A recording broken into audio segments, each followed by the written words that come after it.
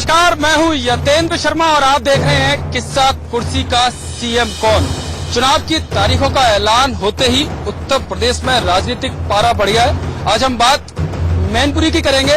मैनपुरी वैसे तो मुलायम सिंह का गढ़ माना जाता है, लेकिन जिस तरह के हालात या जिस तरह का दंगल समाजवादी पार्टी में चल रहा है, तो मुलायम सिंह का गढ़ कहना इसको गलत होगा। समाजवादी पार्टी का गढ़ कह सकते हैं, क्योंकि बाप बेटी की लड़ाई है।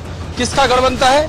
जिसका कब्जा पार्टी पर होगा वो उसी का गढ़ माना जाएगा। लेकिन फिलहाल चर्चा करने के लिए हमारे साथ मौजूद हैं बीजेपी की तरफ से यहाँ के जिलाध्यक्ष हैं आलोक गुप्ता जी, वहीं समाजवादी पार्टी की तरफ से जिलाध्यक्ष खुमान सिंह वर्मा जी, बीएसपी की तरफ से गोविंद कठेरिया जो यहाँ के जिला प्रभारी हैं मैनपुरी के, और साथ ही जिलाध्यक्ष संकोच गौड़ कांग्रेस के। अगर विधानसभा की मैं बात करूं तो 4 विधानसभा सीटें मैनपुरी में आती हैं। चारों पर समाजवादी पार्टी के प्रत्याशी पिछली बार उनकी जीत हुई थी। आपसे सबसे पहले गुप्ता जी मैं जानना चाहूंगा, आखिर क्यों जनता आपको चुने? क्यों आखिर में सीएम आपका बने, या ये कुर्सी जो किस्सा कुर्सी का है वो आपका होना चाहिए? सीएम इसलिए हमारा बनेगा कि अभी 2014 की जो लोकसभा के चुनाव हुए, इस देश में यशस्वी प्रधानमंत्री नरेंद्र भाई मोदी ने शपथ ली, और शपथ लेने के बाद जब वो लोकसभा के अंदर प्रवेश करने लगे तो संसद की चौखट पर मस्तक रख कर के प्रणाम किया, अभिनंदन किया कि लोकतंत्र का ये सबसे बड़ा मंदिर है। मैं इस मंदिर में जाकर के ये मेरी जो सरकार है ये गरीबों के लिए समर्पित सरकार है। चारों विधायक आपके हैं, सांसद आपका है, तो आखिर में फिर एक बार से क्यों चुने जनता? जनता इसलिए चुने विकास पर। मैनपुरी में चारों विधानसभाओं में क्रमिक विकास हुआ है। मैनपुरी में सैनिक स्कूल, इंजीनियरिंग कॉलेज, शहर में अंडरग्राउंड केबल बिजली की, शहर में रबड़ की सड़कें, जिले में 2-2, 3-3 4 लेन, इटावा से कुरावली और सुकाबाद से लेके भोगांव तक, और सभी सड़कों का चौड़ीकरण, जिले में सड़कों का जाल, कुरावली में डिग्री कॉलेज, 19 बड़े पुल, और हर गांव में के लिए सड़क, हर गांव के लिए संपर्क मार्ग। क्या माना जाए कि मायावती के शासन को एक तरह से नकार दिया था मैनपुरी के लोगों ने, और इस बार क्यों चुने आपको? मैं बहुत बहुत धन्यवाद देना चाहूंगा आपको। पूरी देश की जनता माननीय बहन जी को मुख्यमंत्री मान रही, और आपके देश की जनता मानेगी? देश की जनता तो प्रधानमंत्री चुनेगी। जनता कानून के हिसाब से देश की जनता बहन जी को उत्तर प्रदेश का मुख्यमंत्री मान रही है। और धन्यवाद आपको देना चाहूंगा कि आपके होर्डिंग पोस्टर में भी बहन जी मुख्यमंत्री हैं, केवल चुनाव परिणाम आ जाए। आपकी सरकार तो काफी समय से यूपी में है ही नहीं, बेहाल कर रखा है जनता ने, तो इस बार क्यों चुने? 27 साल जनता जो बेहाल चल रही है, उसी नारे को लेकर कांग्रेस उतर रही है, और कांग्रेस जब तक यहाँ रही तब तक खुशहाली और विकास के पथ पर चलती रही। कांग्रेस को क्यों बेहाल कर दिया जनता ने? कांग्रेस चली गई, जनता सर्वोपरि है, लेकिन जनता अब चाहती है कांग्रेस आए और पुराने दिन जनता के लौटे। इसीलिए जनता चाहती है कांग्रेस उत्तर प्रदेश की सत्ता पर काबिज हो। क्या काम हुआ इस क्षेत्र में जिस तरह के दावे की तमाम समाजवादी पार्टी की तरफ? हाँ, कुछ काम हुए भी हैं और कुछ स्तर पे गड़बड़ भी हुआ है। कानून जैसे मेडिकल, एम्बुलेंस और ये 100 और महिला, ये सब तो ठीक रहा, लेकिन जो कानून व्यवस्था के ऊपर जो थी वो गड़बड़ रही। उस मामले में थोड़ी सरकार असफल रही है। क्या कानून व्यवस्था में ठीक है मैनपुरी? नहीं, बिल्कुल सही, बिल्कुल कानून व्यवस्था यहाँ की सही नहीं है। मतलब बहुत ज्यादा यहाँ सपा गवर्नमेंट ने भ्रष्टाचार फैलाया हुआ है। हम लोग 2 मिनट के लिए रात में जो 7 बजते हैं तो अपने आप को सुरक्षित महसूस नहीं करते हैं। बहुत ज्यादा भ्रष्टाचार फैलाया हुआ। युवा जो नेता है हमारे अखिलेश यादव, मैं उन तक सूचना पहुँचाना चाहती हूँ। जैसे अभी हमारा बुलंदशहर में जो हुआ है हादसा, हमारे किशनी में हादसा हुआ, कभी भी कोई सपा नेता नहीं हम लोगों की मदद करने आता। हम लोग सड़कों पर खुद उतरते हैं, अपनी सुरक्षा खुद करते हैं। यहाँ पे अपहरण, गुंडाई, अपहरण, छिनैती, पकड़, प्लॉट में जबरदस्ती कब्जे, इनका कोई जिम्मेदारी लेनी। दूसरी चीज, यहाँ पे समाजवादी पार्टी के लोगों ने 5 साल में पैरेलल सरकार चलाई। सारे विभागों में अपनी लिस्टों भेज के किसी भी अधिकारी को स्वतंत्रता नहीं थी कभी भी। सारे टेंडर्स समाजवादी पार्टी के नेताओं के सारे पे हुए। विकास का ढिंढोरा पीटने वाले लोग गुमराह करते जनता को। मुद्दे कौन कौन से रहेंगे? कानून व्यवस्था रहेगी या कुछ और? मैं किसी भी सरकार का 2 मानव सूचकांक और लिविंग स्टैंडर्ड के मामले, अगर शिक्षा स्वास्थ्य की कहें, शिक्षा यहाँ की चौपट है। शिक्षा तो यहाँ दुकानें हो गई हैं। हम लोगों को शर्म आती है कि मैनपुरी जिले में इतनी दुकानें खुल गई हैं। इंजीनियरिंग कॉलेज, सैनिक स्कूल, और वो दिखावे के वो इंजीनियरिंग कॉलेज की क्लासें कानपुर में चल रही हैं। समाजवादी पार्टी ने केवल विकास के नाम पर लूट का काम किया है। आगे सड़कें बनती हैं और पीछे टूटती जाती हैं। ये विकास है समाजवादी पार्टी। नेताजी, आप कह रहे थे कि स्कूल हैं, हॉस्पिटल हैं, काम तो कहीं नहीं है, क्लासें कहीं और चल रही हैं, डॉक्टर है नहीं, दवाइयां है नहीं।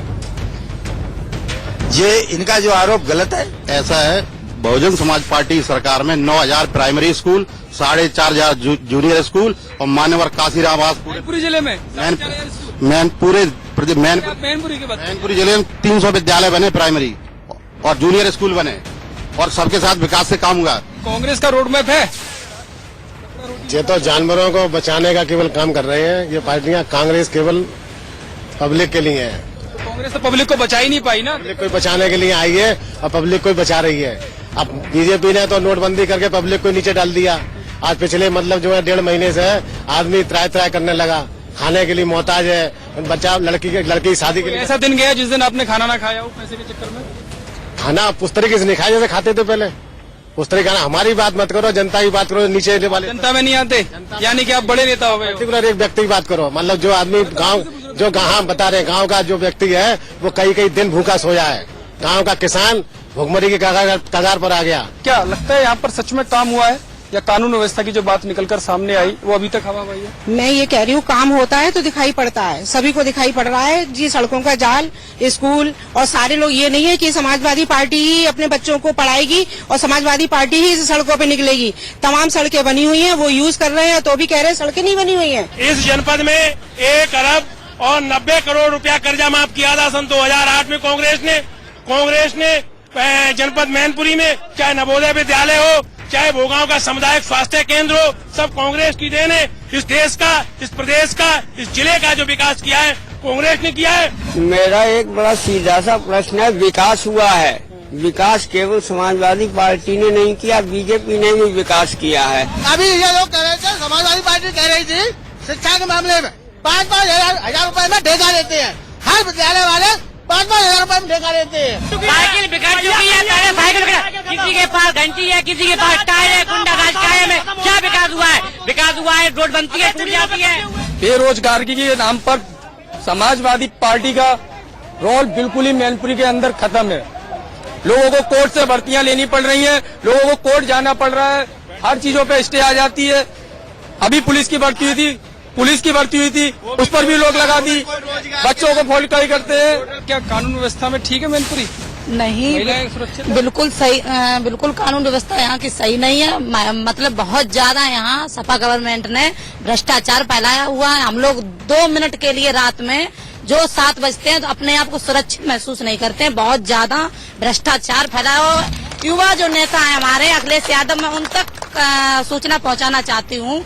जैसे अभी हमारा बुलंदशहर में जो हुआ है हादसा, हमारे किशनी में हादसा हुआ, कभी भी कोई सपा नेता नहीं हम लोगों की मदद करने आता। हम लोग सड़कों खुद उतरते हैं, अपनी सुरक्षा खुद करते हैं। यहाँ पे अपहरण, गुंडाई, अपहरण, छिनैती, पकड़, प्लॉट में जबरदस्ती कब्जे, इनका कोई जिम्मेदारी लेनी। दूसरी चीज, यहाँ पे समाजवादी पार्टी के लोगों ने 5 साल में पैरेलल सरकार चलाई। समाज सारे विभागों में अपनी लिस्ट में भेज के किसी भी अधिकारी को स्वतंत्रता नहीं दी कभी भी।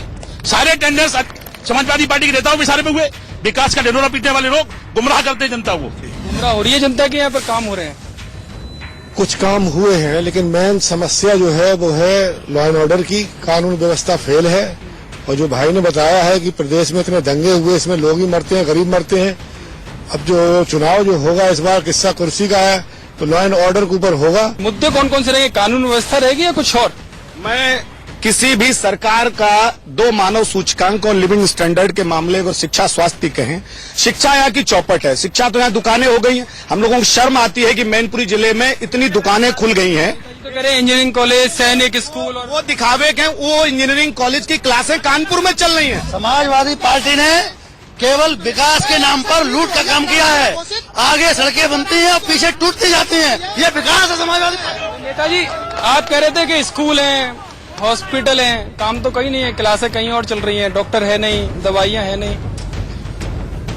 ये इनका जो आरोप गलत है। ऐसा है, बहुजन समाज पार्टी सरकार में 9,000 प्राइमरी स्कूल, 4,500 जूनियर स्कूल और मान्यवर काशीराम आवास मैनपुरी जिले में मैनपुरी जिले में 300 विद्यालय बने प्राइमरी और जूनियर स्कूल बने और सबके साथ विकास से काम हुआ। और इनकी सरकार तो, ये समाजवादी पार्टी की सरकार तो केवल भैंसे ढूंढने में लगी रही। अध्यक्ष जी की भैंसा चोरी हो गई, आज हम कहाँ की चोरी, केंद्रीय मंत्री का कुत्ता चोरी हो गया तो उसमें ढूंढने में लगी। इनके सांसद का हुआ था साहब, कुत्ता भी चोरी करवा दिया, उसको ढूंढवाने में पुलिस लगवा दी आप लोगों ने।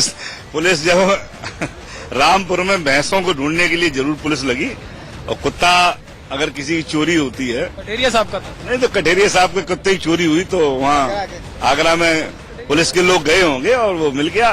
कांग्रेस का रोड मैप है, ये तो जानवरों को बचाने का केवल काम कर रहे हैं ये पार्टियां। कांग्रेस केवल पब्लिक के लिए है। तो कांग्रेस तो पब्लिक को बचा ही नहीं पाई ना। पब्लिक को बचाने के लिए आई है और पब्लिक को बचा रही है।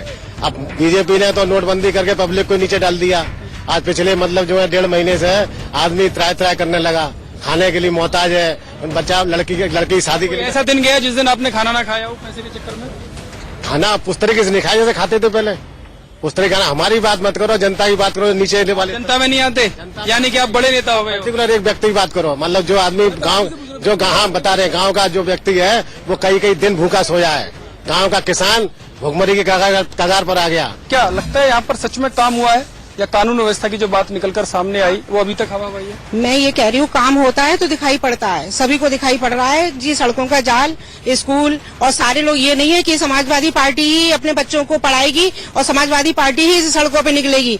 तमाम सड़कें बनी हुई हैं, वो यूज कर रहे हैं तो भी कह रहे हैं सड़कें नहीं बनी हुई हैं। इस जनपद में 1 अरब और 90 करोड़ रुपया कर्जा माफ किया था सन 2008 में कांग्रेस ने जनपद मैनपुरी में, चाहे नवोदय विद्यालय हो, चाहे भोगांव का सामुदायिक स्वास्थ्य केंद्र हो, सब कांग्रेस की देन है। इस देश का, इस प्रदेश का, इस जिले का जो विकास किया है कांग्रेस ने किया है। मेरा एक बड़ा सीधा सा प्रश्न है, विकास हुआ है, विकास केवल समाजवादी पार्टी ने नहीं किया, बीजेपी ने भी विकास किया है। अभी ये लोग कह रहे थे, समाजवादी पार्टी कह रही थी शिक्षा के मामले में 5-5 हजार रुपए में ठेका लेते हैं। हर विद्यालय वाले 5-5 हजार रुपए में ठेका लेते हैं। साइकिल बिगड़ चुकी है, पहले साइकिल किसी के पास घंटी है, किसी के पास टायर है, गुंडा राज कायम है। क्या विकास हुआ है? विकास हुआ है रोड बनती है, टूट जाती है।